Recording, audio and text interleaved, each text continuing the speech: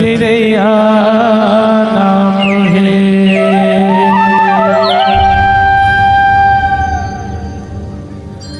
जी हाँ बसे गुरु घासीदास, गिरौदपुरी चारों धाम है।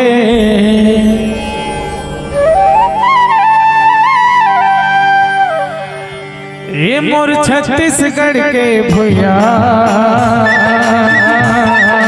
सोना चिड़ैया नाम है। मोर छत्तीसगढ़ के भैया सोना चिड़ैया नाम है। जी हाँ बसे गुरु घासीदास, जी हाँ बसे गुरु घासीदास, गिरौदपुरी चारों धाम है।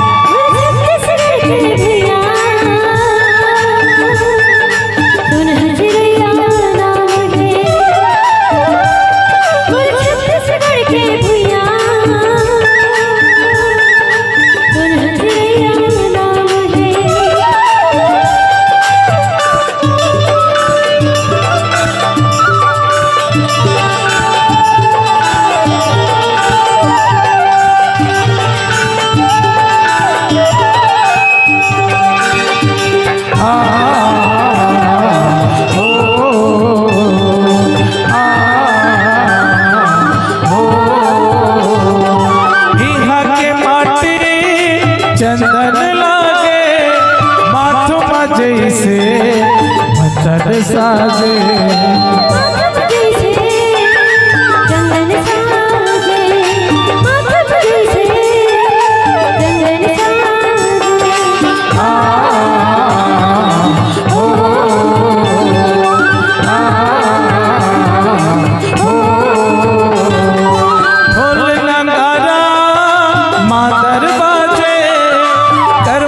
दरिया सुपंथी नाचे,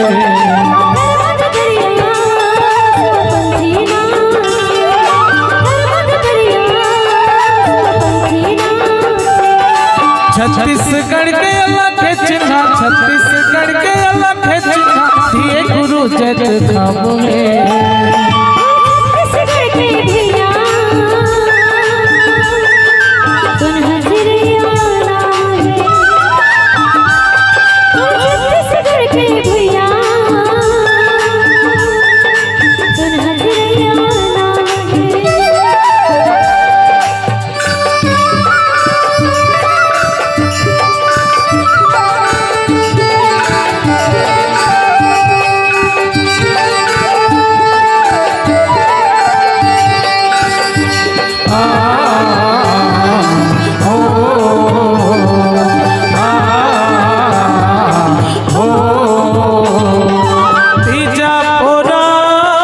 छठ हरेली चुरमिल मनाथन थक गेली,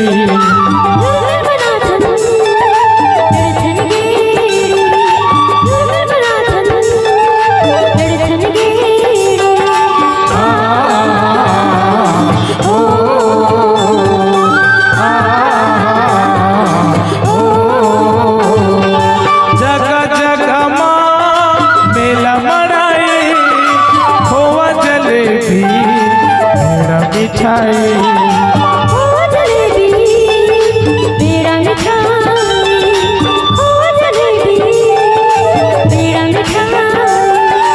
खिचड़ी कुर्मी बड़ा सोहारी, खिचड़ी कुर्मी बड़ा सोहारी, बिहार के खान पान है।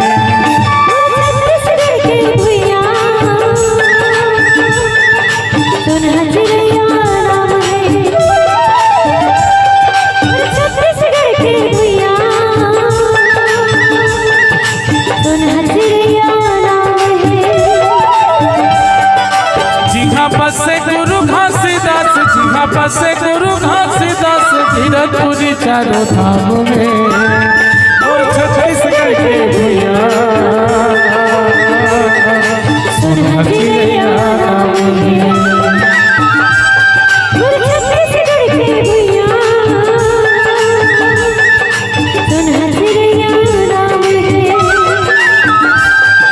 सोना चिड़ैया